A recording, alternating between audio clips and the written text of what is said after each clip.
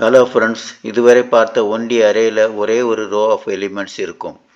இந்த எபிசோடில் நிறைய ரோஸ் மற்றும் நிறைய காலம்ஸ் உள்ள 2D அரேயை எப்படி எழுதுவது என்று விரிவாக பார்க்கலாம். ஹலோ ஃப்ரெண்ட்ஸ், இதுவரை நாம் அரேஸ் யூஸ் பண்ண வீடியோவில் ஒரே ஒரு சிங்கிள் பிராக்கெட்டை யூஸ் பண்ணினோம்.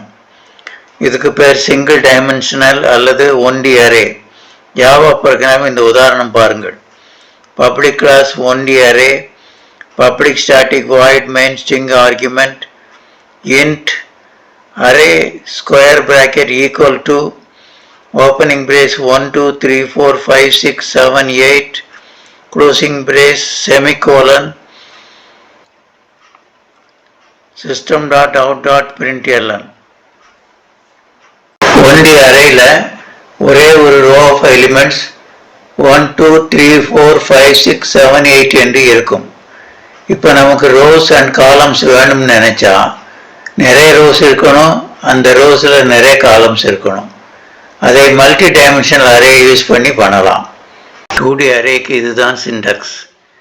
இங்கு இன்ட் என்று இருப்பது டேட்டா டைப், அடுத்து b என்று இருப்பது அரேயினுடைய நேம், அடுத்து ரோஸ்க்கு ஒரு ஸ்கொயர் பிராக்கெட் மற்றும் காலம்ஸ்க்கு ஒரு ஸ்கொயர் பிராக்கெட், முடிவாக ஈக்குவல் டு போட்டுட்டு 2 கர்லி பிராக்கெட் போட்டு ஒரு செமிகோலன் போட்டு முடிக்கணும். ஒன்லி அரேயில் உள்ள 8 வேல்யூக்களை இரண்டாக ஸ்பிளிட் பண்ணி ஃபர்ஸ்ட் ரோவில் 1 2 3 4 என்ற வேல்யூக்கள் இருக்கணும்னு எழுதுகிறோம். செகண்ட் ரோவில் 5 6 7 8 என்ற வேல்யூ இருக்கணும்னு எழுதுகிறோம். அதாவது 2 ரோக்கள் இருக்கணும், 4 காலம் இருக்கணும். இரண்டாக ஸ்பிளிட் பண்ண வேல்யூக்களை எப்படி கர்லி பிராக்கெட்டுக்குள் கொடுக்கணும்னு பார்த்தீங்கன்னா, ஒவ்வொரு ரோவுக்கும் தனித்தனியாக கர்லி பிராக்கெட் கொடுக்கணும். அதுக்கப்புறம் ஒரு கமா போட்டு அடுத்த ரோவுக்கும் ஒரு கர்லி பிராக்கெட் போட்டு வேல்யூவை எழுதணும். இதை ப்ரோக்ராமை பார்த்து எளிதில் விளங்கிக் கொள்ளலாம். இந்த மாதிரி சின்டாக்ஸ் கொடுத்தால் 2D அரே கிரியேட் ஆகிவிடும். இப்போ 1D அரே போலவே 2D அரேலையும் இண்டெக்ஸ் யூஸ் பண்ணி வேல்யூ எல்லாம் எடுக்கலாம். உதாரணத்துக்கு 4ஐ பிரிண்ட் பண்ணலாம்னா அதை எப்படி பிரிண்ட் பண்ணலாம்னு பார்க்கலாம். இப்போ நம்ம 4ஐ பிரிண்ட் பண்ணணும்னு நினைச்சோம் இல்லையா, அது முதல் ரோவில் இருக்கு.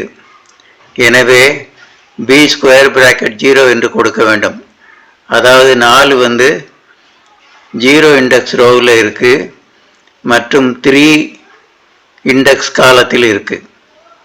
எனவே system.out.println b square bracket 0 square bracket 3 என்று ப்ரோக்ராமிங் கோடு எழுத வேண்டும்.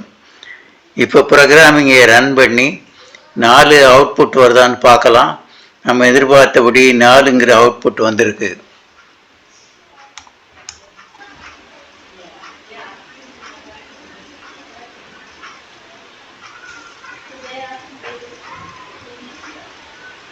ஹலோ ஃப்ரெண்ட்ஸ், உங்களுக்கு இந்த வீடியோ பிடித்திருந்தால் சப்ஸ்கிரைப் பண்ணுங்கள், நண்பர்களுக்கு ஷேர் பண்ணுங்கள். தேங்க்யூ.